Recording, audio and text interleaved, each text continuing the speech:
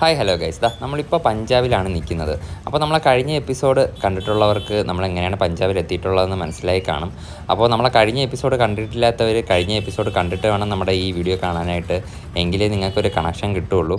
ഇപ്പോൾ അവർ വണ്ടി നിർത്തിയിട്ടുണ്ടേ, നമ്മളൊന്ന് ആട്ടോ നിർത്തി ഒരു മന്ദിറിലോട്ടാണ് നമ്മളടുത്ത് പോകാൻ പറഞ്ഞത്. ബർഗാന മന്ദിർ എന്നാണ് അവർ പറഞ്ഞത് കേട്ടോ. അപ്പോൾ അതിൻ്റെ അകത്ത് എങ്ങനെയാണെന്ന് അറിഞ്ഞൂടാ. വീഡിയോസ് ഇതിൻ്റെ അകത്ത് അവർ കയറ്റില്ലെങ്കിൽ വീഡിയോ എടുക്കാൻ പറ്റൂല.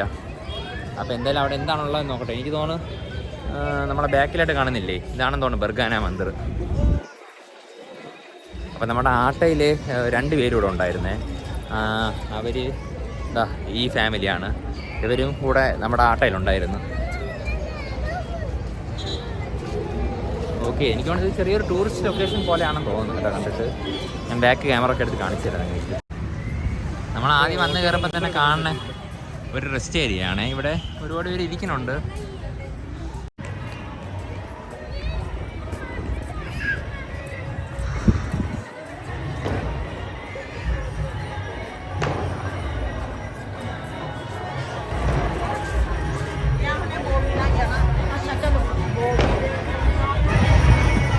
ഇവിടുത്തെ പട്ടിയൊക്കെ ഭയങ്കര സൈസാണ് കേട്ടോ. ഞാനിത് 3-ാമത്തെ 4-ാമത്തെ പട്ടിയാണ് കാണുന്നത് ഇത്രയും സൈസുള്ള.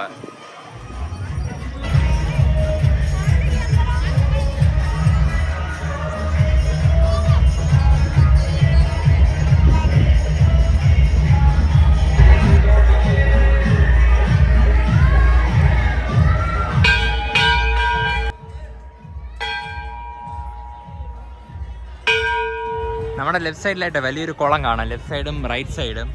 അതിൻ്റെ നടുക്കിൽ കൂടിയാണ് നമ്മൾ നടന്നു പോകുന്നത്. തറയൊക്കെ നല്ല തണുപ്പാണ് ഇവിടെ. നേരെ ഫ്രണ്ടിലായിട്ടാണ് അമ്പലം എന്ന് തോന്നുന്നു. ഇതാണ് അമ്പലത്തിൻ്റെ ഫ്രണ്ട് സൈഡ്, നേരെ ഫ്രണ്ടിലായിട്ട്. പക്ഷെ നല്ല റൈറ്റ് സൈഡും ലെഫ്റ്റ് സൈഡും നല്ല രസമുണ്ട് കാണാനായിട്ട്. എനിക്കൊന്നും ഇവിടെ ബോട്ടിംഗ് ഒക്കെ ഉണ്ടായതെന്ന് തോന്നുന്നു കേട്ടോ. കാര്യം എന്ന് പറഞ്ഞാൽ അതും അവിടെ ഒരു ബോട്ടൊക്കെ ഒതുക്കി ഇട്ടിട്ടുണ്ട്.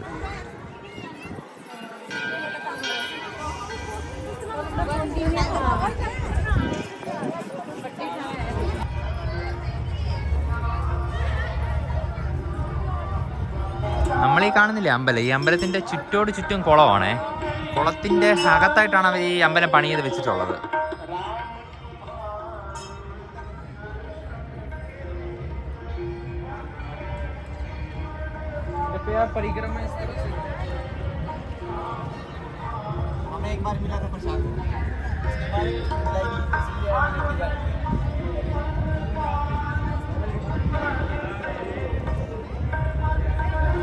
ഇവിടുത്തെ ടൈലിൽ എന്തൊക്കെ എഴുതി വെച്ചിട്ടുണ്ട് കേട്ടോ. നമ്മൾ കയറുന്ന ആ ഒരു ഭാഗത്തും ഇതിപ്പോൾ ഇറങ്ങുന്ന ഭാഗത്തുള്ള ടൈലാണേ.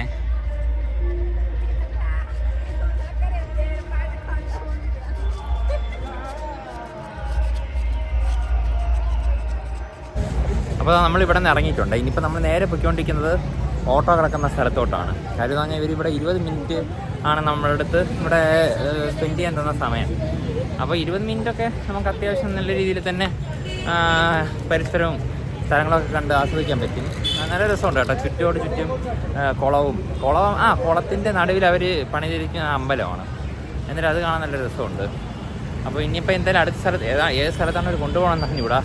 അപ്പോൾ എന്തായാലും നമുക്കിനി ആട്ടയിൽ പോയി അടുത്ത സ്ഥലത്ത് എത്തിയിട്ട് കാണാം.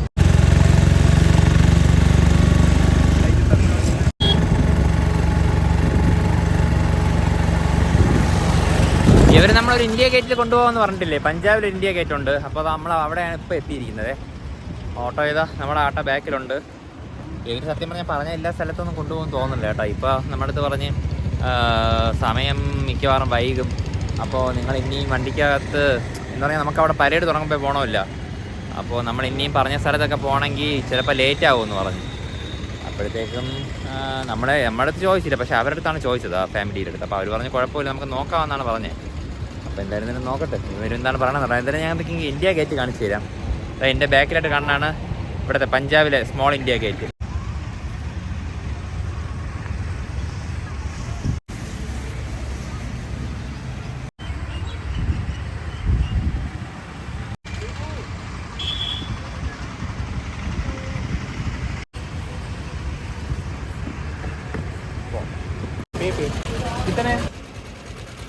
രാഹുലിന് ഇതിനുമായിട്ടേ ഇന്ത്യയുടെ ഫ്ലാഗ് ഒക്കെ വരച്ചു. ഓ, മിക്കിക്ക് വരച്ചല്ലേ? എത്രയാടാ? 50. നമ്മൾ വാഗാ ബോർഡറിന്റെ ഫ്രണ്ടിൽ നിൽക്കുകയാണേ. ഇനി ഏതാനും നിമിഷങ്ങൾക്കാവും നമ്മൾ പരേഡ് കാണാനായിട്ട് അകത്തോട്ട് കയറുന്നതായിരിക്കും. ഇവിടെ അത്യാവശ്യം നല്ല തിരക്കുണ്ട്. പിന്നെ ഇവിടെ ബാഗ് അലോഡഡ് അല്ല കേട്ടോ അകത്ത്. ബാഗ്, സ്വർണം. ഞാനേ നമ്മുടെ ഇന്ത്യൻ ആർമിയുടെ ഒരു തൊപ്പി വാങ്ങിച്ചിട്ടുണ്ട്. ഇതിന് അവർ 100 രൂപയാണ് പറഞ്ഞത്.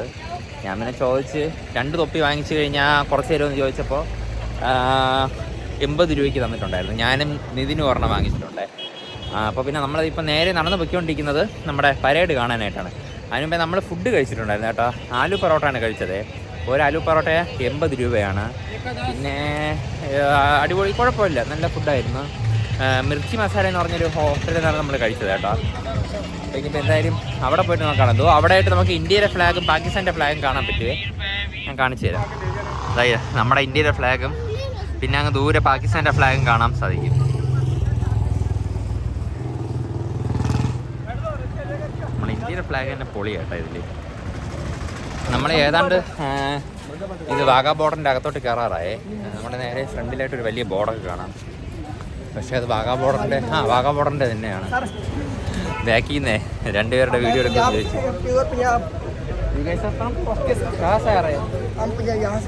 പഞ്ചാബ്. ഓ, അവർ പഞ്ചാബിലുള്ള ആൾക്കാർ തന്നെയാണ്. ഓക്കെ. അപ്പോൾ നമ്മുടെ ഇവിടെ ആയിട്ടേ നമുക്ക് ഒരുപാട് ടൂറിസ്റ്റ് ബസ്സും പിന്നെ വണ്ടിയൊക്കെ പാർക്ക് ചെയ്യുന്ന ഏതാണ്ട് ആ ഭാഗത്തായിട്ടാണേ. അവിടെ ഒരുപാട് ടൂറിസ്റ്റ് ബസ്സൊക്കെ നിൽക്കുന്നുണ്ട്. അപ്പോൾ നമുക്കിനി ഇതിൻ്റെ അകത്തോട്ട് കയറണം. അകത്തോട്ട് കുറച്ച് ദൂരമായി നമ്മൾ നടക്കാൻ തുടങ്ങിയിട്ട്. അപ്പോൾ മറ്റേ ഇന്ത്യയുടെ ഈ സാധനമുണ്ട്, അതൊന്നും ഞാൻ അടിച്ചില്ല. ഞാനും ഇതിനുമായിട്ട് ഒരു ഇന്ത്യൻ ആർമിയുടെ തൊപ്പിയൊക്കെ വാങ്ങി.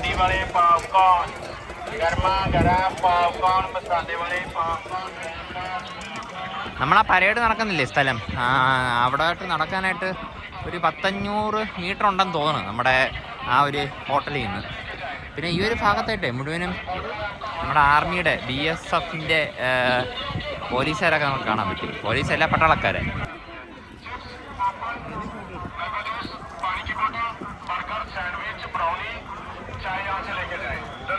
എനിക്ക് കൊണ്ട് ഇവിടെ നിന്ന് വീഡിയോ എടുക്കാൻ പറ്റുമെന്നുണ്ടോ? അവിടെ ഒക്കെ ചെക്കിങ് ഉണ്ടെന്ന് തോന്നട്ടോ ആ ഭാഗത്തായിട്ട്. ഇല്ല, ചെക്കിങ് ഒന്നും ഇല്ല ഇവിടെ.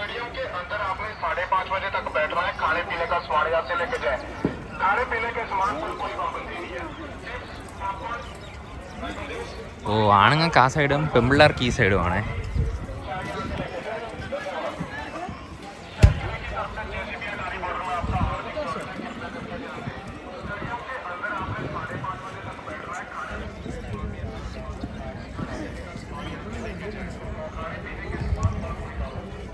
ഇവിടെ കുറച്ച് ഗെയിംസും കാര്യങ്ങളൊക്കെ വെച്ചിട്ടുണ്ട്. പക്ഷെ ഇപ്പോൾ ആരുമില്ല. 8 ഷോട്ടിന് 300 രൂപയാണ്. 8 ഷോട്ടിന് 30 രൂപയാണ്. സോറി, 30.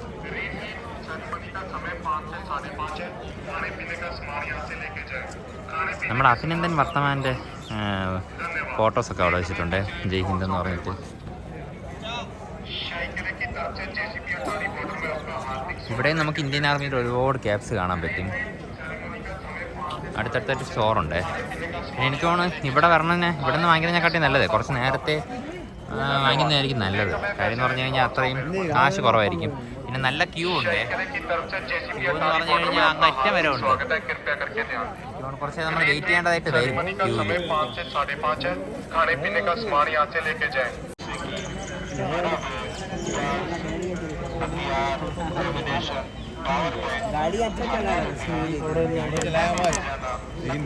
BSFൻ്റെ ചെക്കിംഗ് ഒക്കെ കഴിഞ്ഞിട്ടേ നമ്മൾ നേരെ സ്റ്റേഡിയത്തോട്ട് നടന്ന് പൊയ്ക്കൊണ്ടിരിക്കുകയാണ്. അവിടെ ചെക്കിംഗ് എന്ന് പറഞ്ഞാൽ ഒരു രക്ഷയില്ലാത്ത ചെക്കിംഗ് ആണ്.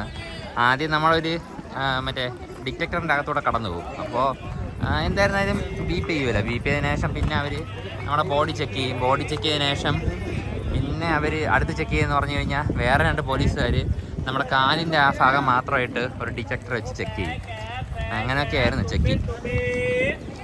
പിന്നെ അവിടെ എന്താ നമ്മൾ നേരെ നടന്നുകൊണ്ട് നോക്കിക്കൊണ്ടിരിക്കുകയാണ്. നേരെ മുകളിലായിട്ട് നമ്മുടെ ഇന്ത്യയുടെ ഫ്ലാഗും പിന്നെ പാകിസ്ഥാൻ്റെ ഫ്ലാഗ് അങ്ങ് ദൂരെയും കാണാൻ പറ്റും. പിന്നെ ആർമിയുടെ കൂടെ വണ്ടിയുണ്ട്. ബുള്ളറ്റ് പ്രൂഫിൻ്റെ വണ്ടിയാണ്.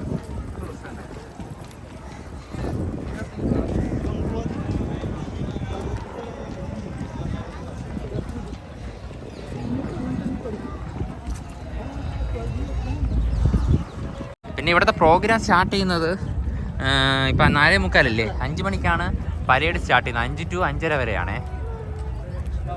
അപ്പോൾ അതിനു മുമ്പായിട്ട് നമുക്ക് സ്റ്റേഡിയത്തിൻ്റെ അകത്തൊക്കെ കയറേണ്ടതായിട്ടുണ്ട്.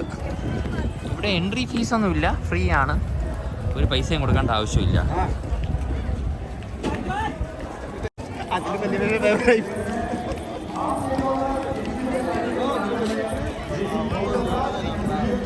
ഇവിടെ പിന്നെ പിക്ക് പോക്കറ്റൊക്കെ സൂക്ഷിക്കണേ, അതിവിടെ ഇടയ്ക്കിടയ്ക്ക് പോലീസുകാരും ഒക്കെ പറയുന്നുണ്ട്. നല്ല തിരക്കുണ്ട് കേട്ടോ ഇവിടെ.